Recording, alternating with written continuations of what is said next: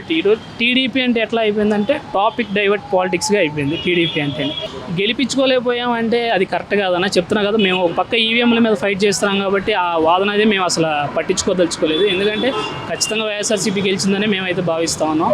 21 జనసేన గెలిచిందనేది పూర్తిగా అబద్ధం. నాకు తెలిసినంతవరకు కుప్పంలో సైతం చంద్రబాబు నాయుడు ఓడిపోయాడని నేను భావిస్తాను. ఎందుకంటే ఈ 30 ఏళ్ళ ఆయన కుప్పం చరిత్రలో ఏ రోజు కూడా ఏ సంక్షేమ కార్యక్రమం కూడా చేపట్టలే. ఈసారి ఆయన ఓటమి చెందాడు కాబట్టి మన కుప్పం మన చంద్రాన్ని అని చెప్పి మిక్సీ తోపుడు బండ్లు కానీ మిషన్లు కానీ పంపిణీ చేయడం జరుగుతూ ఉంది. ఇది చూస్తుంటే ఆయన ఓడిపోయి భయపడ్డాడు. నెక్స్ట్ టైం అన్నా ఖచ్చితంగా గెలవాలని చెప్పి ఇప్పుడు సంక్షేమ పథకాలు ఎత్తుకోవడం జరిగింది. అంతే. మరి భారీ మెజారిటీతో గెలవడం జరిగింది కదా. మెజారిటీలు ఎవరు ఇష్టం వచ్చినట్టు వాళ్ళు వేసుకున్నారన్న. ఇప్పుడు మంగళగిరి తీసుకుంటే మా లోకేష్ గారు గెలిచినారు. అక్కడ లోకేష్ గారు టీడీపీ నుండి లోకేష్ గెలిచినాడు. 93,000 మెజారిటీ వచ్చింది. ఆయన ఏం చెప్పినారు? ఆయన ఏం చెప్పినాడంటే గతంలో నేను 5,500 ఓట్లతో ఓడిపోయాను, ఈసారి మాత్రం దానికి 10 రెట్లు 55,000 పై మెజారిటీతో గెలుస్తానని చెప్పాడు. ఎలా చెప్పగలిగాడు?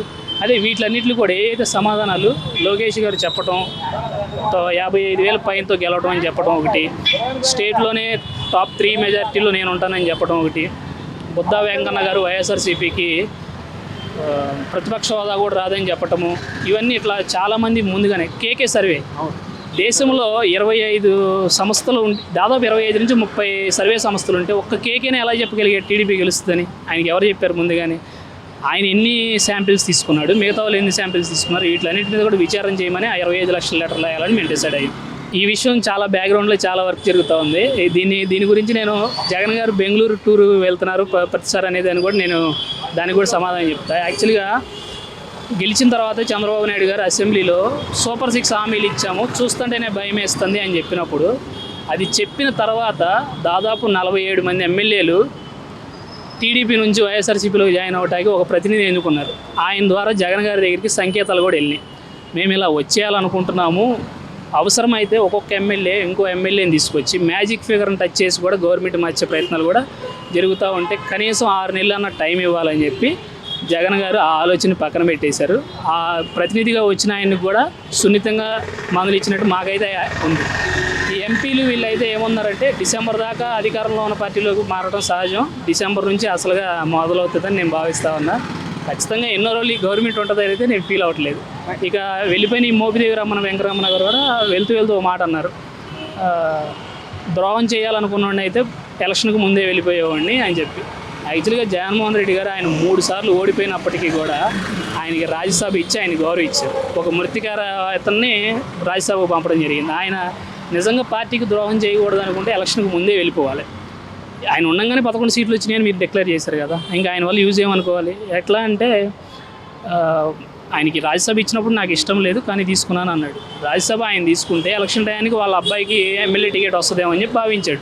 అది కూడా రాకపోయేపాటికి అధికారంలోకి వస్తే ఏమైనా ఉపయోగం ఉంటుందేమో అని చెప్పి వెయిట్ చేశాడు. అది కూడా రాకపోయేపాటికి ఇప్పుడు టీడీపీలోకి వెళ్ళడం జరిగింది. వెళ్తూ ఇలాంటివి చేయడం కూడా జనాలు నవ్వుకుంటారు చూస్తే. మరి ఒకవైపు చంద్రబాబు కూడా చెప్తా ఉన్నారు కదా, మరి రాజీనామా చేశారండి, నియమ నిబంధనలు ఉంటాయి ఇక్కడ అనేసి కూడా చెప్తా ఉన్నారు. ఎవరు చేశారు? ఇప్పుడు రాజీనామా చేశారంటే వీళ్ళిద్దరు చేసి చేపిస్తున్నారు, వాళ్ళనే మళ్ళీ పంపిస్తారా? పంపట్లేదు కదా. ఇప్పుడు ఈయన బీసీ తరపు నుంచి ఉన్నారు ఇద్దరు కూడా, ఎవరైతే మన మోపిదేవి వెంకటరమణ గారనో ఇంకొకరు మస్తాన్ గారు, ఇద్దరే ఉన్నారు కదా. అదే స్థానంలో అదే సమాజ వర్గాన్ని పంపిస్తారా? పంపరు కదా.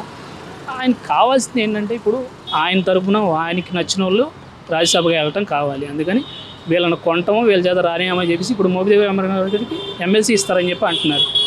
రాజ్యసభ రాజీనామా చేయించి ఎమ్మెల్సీ ఇచ్చేసి ఆ స్థానంలో ఆయనకు కావాల్సిన వాళ్ళు పంపించుకోవటం, ఇది ఎంత చండాలమైన రాజకీయం అంటే చంద్రబాబు గారు ఆలోచించుకోవాలి.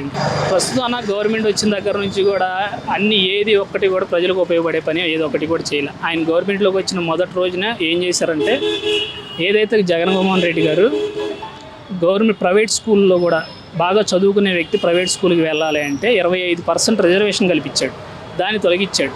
అంత అవసరమే ఉంది.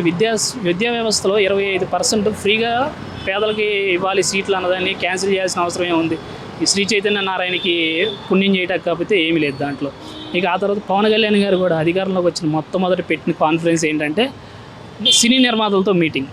ఇప్పుడు అది అంత దీనమైన స్థితిలో ఏమీ లేదు కదా, సినీ ఇండస్ట్రీ బాగానే ఉంది. దాంతో రివ్యూ మీటింగ్లు అని చెప్పి కాలం గడపడం తప్పితే ఏమీ కనపడట్లేదు అక్కడ.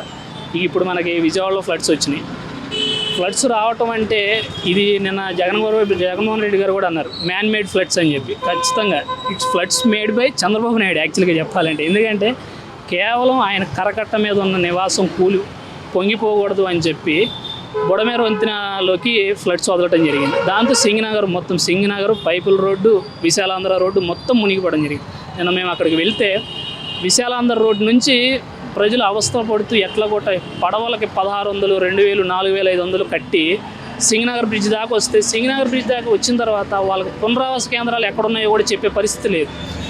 అదేమంటే చంద్రబాబు నాయుడు గారు ఆయన ఇల్లు కూలిపోతుందని అర్ధరాత్రి వచ్చి ఎన్టీఆర్ జిల్లా కలెక్టరేట్లో కూర్చొని నేను క్షేత్రస్థాయిలో పరిశీలిస్తున్నానని చెప్పి అబద్ధాలు చెప్పడం జరిగింది. అందరికీ తెలిసిన విషయం, ఆయన ఇల్లు కూలిపోతుందని చెప్పి ఆల్టర్నేట్గా ఒక ఇల్లు ఎత్తుక్కున్నాడు ఆయన. దాన్ని జనాలందరినీ డైవర్ట్ టీడీపీ అంటే ఎట్లా అయిపోయిందంటే టాపిక్ డైవర్ట్ పాలిటిక్స్గా అయిపోయింది టీడీపీ అంటే.